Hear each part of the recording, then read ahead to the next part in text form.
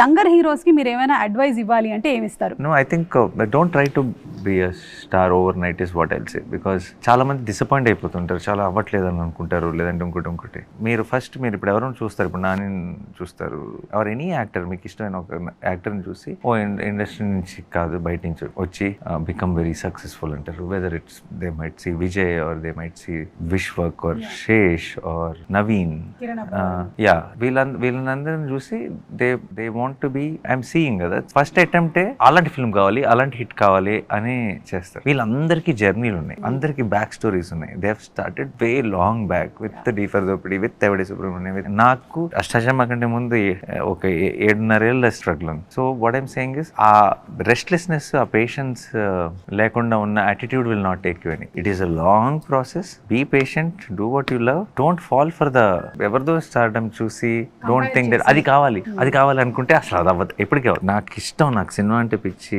నాకు ఏదో చేయాలని ఉంది, I want to contribute, I want to add value అని కనుక if you go it will take. ఎవరో ఇప్పుడు నాలంటూ ఎవరో గైడెన్స్ ఇవ్వక్కర్లేదు, ఇంకెవరో గైడెన్స్ ఇవ్వక్కర్లేదు, సినిమా గైడ్ చేస్తుంది. It will tell you, I will take you, you come along with me.